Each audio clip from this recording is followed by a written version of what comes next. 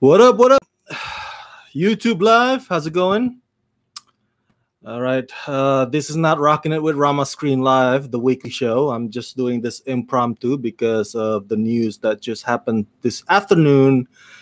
And I figured I don't want to wait till Sunday to talk about this. And I want to get this, covered today before I have to head out to Los Angeles to screen. What am I screening today? I'm screening the new movie, the new Mark Wahlberg movie, Mile 22. So it's gonna be quite the traffic. So I have to drive out really, really soon. But as I said, I wanna discuss this with you guys because this just hit the web, I believe, within the past couple of hours. So let me get this on my screen. I'm reading this off of various websites, but mostly Hollywood Reporter. By the way, if you hear humming sound, it's because of the fans that I have around me. I don't have AC, so I bought like freaking 6-7 fans, and it's hot in this room. I mean, it's like a sauna, man. So I had to have these fans. So I apologize for the humming sound in the background. It's just basically me trying to keep myself from melting, literally. It's so hot in here in Southern California. Damn you, climate change. Okay. So today it was announced or reported that AMC, the AMC network, has finished their internal investigation into the sexual abuse allegations against the famous fanboy / host Chris Hardwick, and AMC decided to hire him back. So Hardwick will return as the host of The Talking Dead, which is this, the show that it's a post The Walking Dead episode show. Every time The Walking Dead is on every Sunday, after that is The Talking Dead, where Chris Hardwick talks to basically cast members of The Talking Dead and sometimes additional guest stars who are fans of the show as well. So he will be returning to The Talking Dead on August 12th.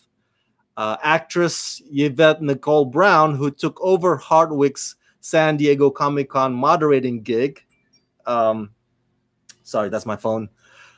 She will host the August 5th preview special of The Talking Dead, and she will be a guest star on August 12th when Hardwick fully returns to The Talking Dead show.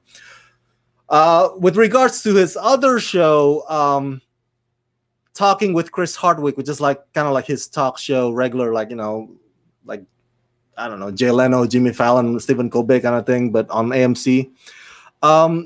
There's no word yet if that would come back as well. That might have to wait a while till AMC decides what to do with that one.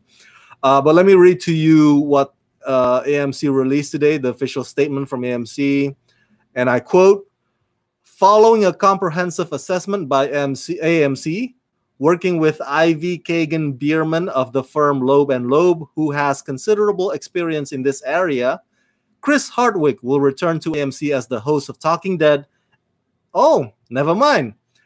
He will also return as the host of Talking with Chris Hardwick, but they haven't decided on the return date and time. Okay, and I continue. Quote, "We take these matters very seriously, and given the information available to us after a very careful review, including interviews with numerous individuals, we believe returning Chris to work is the appropriate step. All right. So for those of you who may have been living under the rock this past few months, let me give you a quick context. This past June, I believe, June, right around the Dances with Films Festival, Chris Hardwick ex-girlfriend Chloe Dykstra posted an essay on Medium that went viral, basically accusing somebody of sexually and emotionally abusing her during a 3-year relationship. Now, she never mentioned Chris Hardwick by name on that essay, but she said something along the line of, let me get the right statement here. I can't get the right statement. never mind. It's gonna take a while for me to pull that up. But basically, I'm paraphrasing. She's saying that this person, this man, used to be a popular podcast host that ends up becoming a powerful, influential CEO of his own empire. So it doesn't take a genius. It doesn't take a rocket scientist to figure out that she was referring to or talking about her ex-boyfriend, Chris Hardwick, who now Chris Hardwick is married to Lydia Hearst, the daughter of the famous heir Patty Hearst, who was also, I think, famous for that whole incident when she got kidnapped by guerrilla decades ago and got brainwashed to joining them. That's a whole other story. So that's the context. That's what happened this past June, and the aftermath of that is that all of a sudden everybody was like, jumping on Twitter feeds like, "Fuck you, Chris! Fuck you! I don't want to have anything to do with Nerdist anymore." Even though Nerdist, which Chris Hardwick started or co-founded, has had nothing to do with Chris for a while. I guess Nerdist was sold off to Legendary Entertainment, and even Legendary had to release an official statement like, "Oh, we have no connection to Chris Hardwick anymore," and Nerdist has removed Chris Hardwick's name as a co-founder. So it was the result of that essay was very, very, what's the word I'm looking for here? Was swift. It was swift. The way it killed Chris Hardwick's career, it was like that. It was overnight. All of a sudden, his name is toxic. Even BBC America, I think Doctor Who panel at Comic-Con was supposed to be moderated by Chris Hardwick. So Chris Hardwick had to remove himself from a couple of moderating gigs at Comic-Con, which then end up being hosted by I think Aisha Tyler and Rivette Nicole Brown, respectively. So it was swift, man. That the consequence of that essay was swift on Chris Hardwick's career, and everybody thought that's it. That's the end of Chris Hardwick. He is in the same career jail. Career jail is what we call it, as the other ones: Kevin Spacey, Harvey Weinstein, Louis C.K., who are no longer working anymore. So that's what happened, and now this is what happened today. AMC decided to rehire Chris Hardwick. It doesn't give us too much details, unfortunately. I wish the statement had said something along the lines of, "Hey, we did investigation and we found him innocent."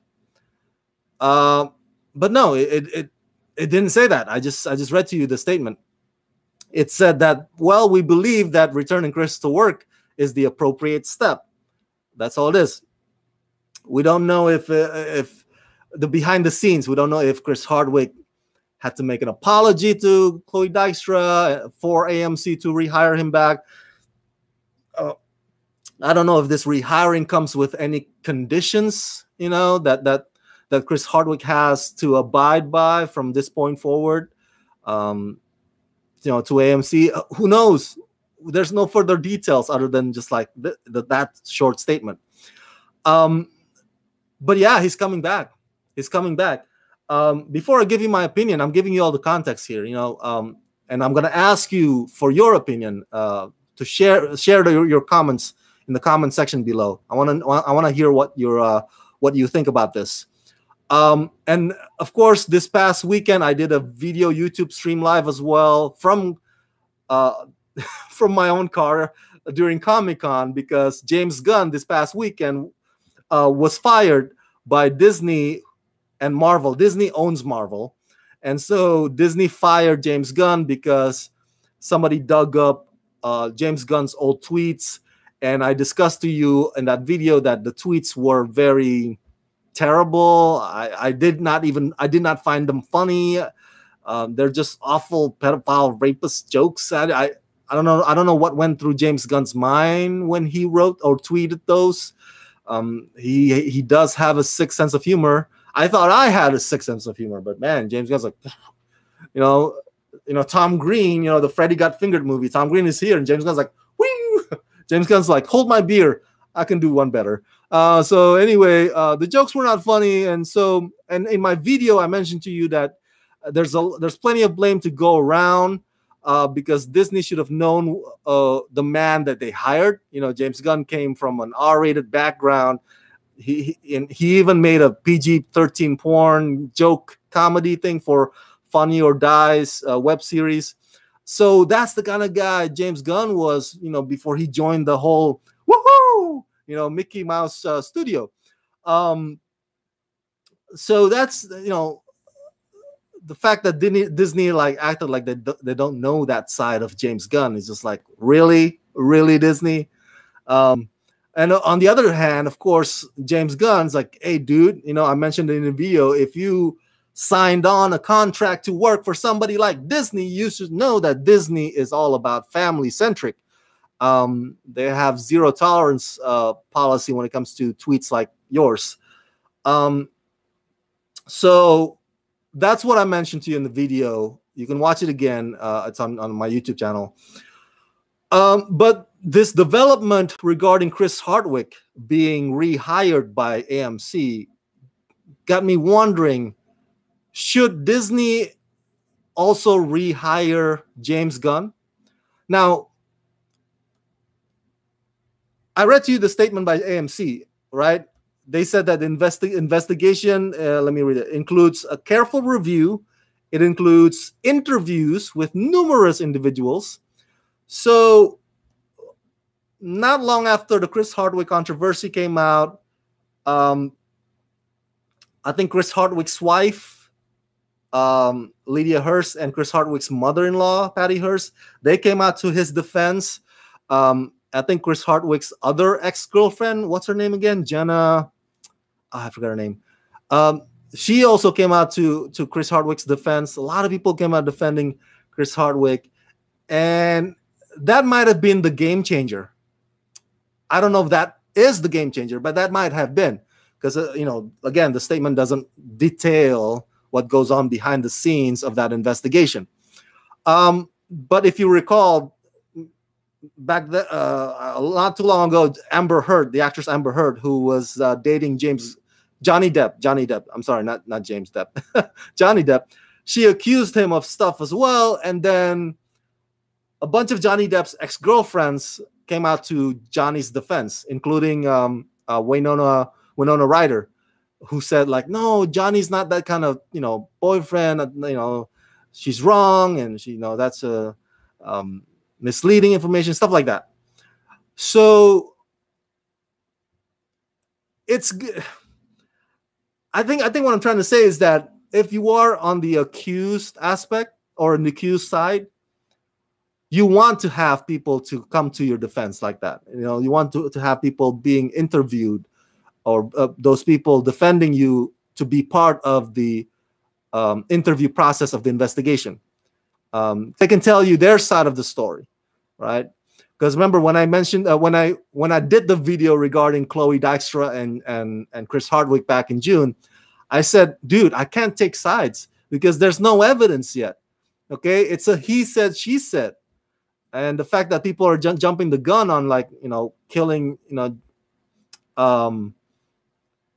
Chris Hardwick's career, that's problematic, because I support the Me Too movement. I support the hashtag Me Too movement. We should root out all the Kevin Spaceys and the Harvey Weinsteins in this industry. We should root them out. But in the process, we should not use that as a way to destroy those who are not supposed to be destroyed. Like, it should not be used as a vehicle for cry wolf, because if it's used for a vehicle for cry wolf, then the validity or the credibility of the Me Too movement will be gone. Do you see where I'm getting at with that? So whenever there's an accusal happening, we got to approach it with caution and say, hey, let's do the investigation. Let's find out what the truth is here. And it seems like AMC has gotten to the bottom of that. But back to James Gunn. I told you that a lot of people defended Chris Hardwick, his wife, his mother-in-law, his ex-girlfriends. The same case with Johnny Depp. against Amber Heard. A lot of Johnny Depp's ex-girlfriends came to Johnny's defense. So what about James Gunn? Well, his cast members, his Guardians of the Galaxy cast members, came out to his defense. I believe the first one was Dave Bautista. And I'm paraphrasing this because I don't have his complete statement on my screen, but I think he posted on his social media saying something along the lines of, James Gunn is one of the most considerate, compassionate filmmakers I've ever worked with, and I'm not okay with what's happening to him. I believe that's what Dave Bautista said. Zoe Saldana is kind of cryptic in her tweet. Let me read this to you. She said, and I quote, "It's been a challenging weekend. I'm not going to lie. I'm pausing myself to take everything in before I speak out of turn. I just want everyone to know I love all members of my GOTG family and always will." So that's cryptic. That means she did not mention James Gunn by name. She did not mention hey, I'm defending James Gunn, nothing like that. She's basically saying, hey, I'm taking all this information in. It's been a tough process taking this all information in. Just want to let you know that I love all my Guardians of the Galaxy family. And Chris Pratt, not necessarily defending James Gunn either. He tweeted this, and I quote, and he quoted a Bible verse, James 1, verse 11. "I understand this, my dear brothers and sisters. Let every person be quick to listen, slow to speak, slow to anger." All right. Interesting choice there, Chris Pratt, from the book of James. Gotcha. James, okay, all right. Pun intended. But I find that to be surprising. Maybe I never took Chris Pratt for a religious guy. Maybe he is a religious guy. Who knows? But I thought that his decision to use a Bible verse to respond to what's happening to James Gunn is pretty interesting. In addition to being pretty cryptic. So could this be a game changer, just like it did with Chris Hardwick? Let me read to you also Bobcat Goldthwait, one of my favorite comedians, who is famous for his unapologetic rude humor. He's famous from his Police Academy movies, of course. I got to talk to Bobcat Goldthwait this past weekend. I think I also interviewed him, I believe, for his movie The Greatest Dad, starring Robin Williams. That was like years ago. And he posted this on Instagram. He said, regarding James Gunn, "James Gunn is a loyal friend, super talented, passionate, and kind. And I wanted to say something. Here it is. Dear Disney, I would hate for you to come off as hypocritical, so I'm suggesting that you remove my voice from an attraction that's coming to your park. It's called World of Color, Villainous, and I reprised the role of Pain, a role I played in Hercules. You see, here's the deal. Years ago, I made a lot of sarcastically shocking and offensive jokes, many that I'm embarrassed about now, and I'd hate to make you guys look bad, seeing that I'm openly critical of the president and his administration. And you seem to be taking your lead from some of his radical fringe supporters. I think James Woods may have recorded a voice for this new attraction too. Why not check out some of his wacky past tweets? They're a hood. For the record, I do stand with the survivors of sexual abuse, and I was wondering if you guys are still making money off of your movie Powder. Asking for a friend. Thanks, Bob. Sign Bobcat." Okay, there's a lot to explain to you guys there. Bobcat Goldthwait is one of the voice characters in the movie Hercules, and James Woods is also. I think James Woods voiced the lead villain in the movie Hercules, and they're a part of this. The characters are part of this World of Color segment in Disneyland, and so basically, what Bobcat Goldthwait says that, hey, maybe you should remove my voice from that as well, because years ago I also made offensive jokes, and I'm not surprised because that's Bobcat Goldthwait's style, offensive jokes, some of which he's not proud of. And he mentioned James Woods because James Woods is a Trump supporter. And, I think back in Independence Day, this past 4th of July, even James Wood's agent openly tweeted like, "Hey, I don't want to be your agent anymore." So fuck you, James Wood. I'm being patriotic. I'm dropping you as a client because James Woods is an openly open and proud Trump supporter. What Bobcat Goldthwait meant by when he said, "Hey, Disney, you seem to be taking your lead from some of his radical fringe supporters, Trump's radical supporters." It was discovered this past weekend that apparently the person or the group that dug up James Gunn's old tweets, those nasty tweets, they were right-wingers, alt-right. Specifically, this dude named, sorry, the plane's passing by. Specifically, this dude named Mike Cernovich, and he's a nasty asshole, man. That guy's mission in life is just to dig up old tweets, old social media crap, and try to get liberals fired. Anybody who has a blue check mark or is a public figure and is outspoken against Trump, Mike Cernovich will come after that person. So be careful, man. If you are a public figure and you are outspoken against Trump, and if you have tweeted some crap in the past, Mike Cernovich might come after you. I think he was going after Patton Oswalt as well. Patton Oswalt is also friends with James Gunn. So that's what Bobcat Goldthwait meant. It seems that we are in the day and age where studios and media are quick to panic. Whenever there's an accusation, something like, for example, MSNBC fired Sam Cedar. I'm a political junkie, so I watch Sam Cedar on YouTube channel. He's a contributor to MSNBC. But MSNBC, the moment that Mike Cernovich dug up Sam Cedar's old tweet regarding Roman Polanski, all of a sudden MSNBC's hair went on fire. It's like, oh my God, we gotta cut ties to Sam Cedar. When in fact Sam Cedar's joke is actually anti-Roman Polanski. He was actually making a statement against Hollywood in general, who was Hollywood that was at the time defending Roman Polanski. So it seems like we're in this day and age when studios and media are like, they're quick to panic.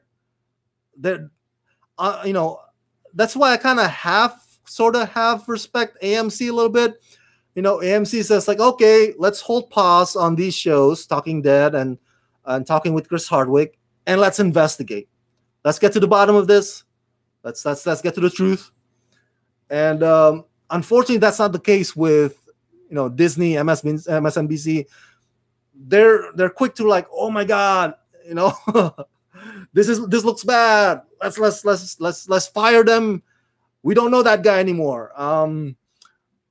That seems to be the case now, and that's problematic because that gives fuel and weapon to people like Mike Cernovich. It's like, oh, I guess this is working. Our strategy is working. Let's continue doing this, guys. Who's our next target? All right, come on, let's bring the file. So yeah, that's what Bobcat Goldthwait meant when he said, "Hey, Disney, you seem to be taking leads from Trump's supporters here." So should Disney rehire James Gunn? With all that context in mind, okay, now that you know what's happening, all that context, should Disney rehire James Gunn? I'm asking you the question because right now I'm trying to formulate what my decision would be. I don't know. All right, it's hard. MSNBC is another ballpark. It's another ball game. Disney, again, it's a family-centric thing. What would it say if Disney rehires James Gunn? Is that going to backfire? The whole family-centric thing as the core of our company. But then again, a lot of these people are coming out, including Bobcat Goldthwait, saying, hey, you might want to remove me, Disney, from all your movies and all your attractions because I have said some stupid shit in the past too. So what? So Disney should hire only saints, people who have clean record.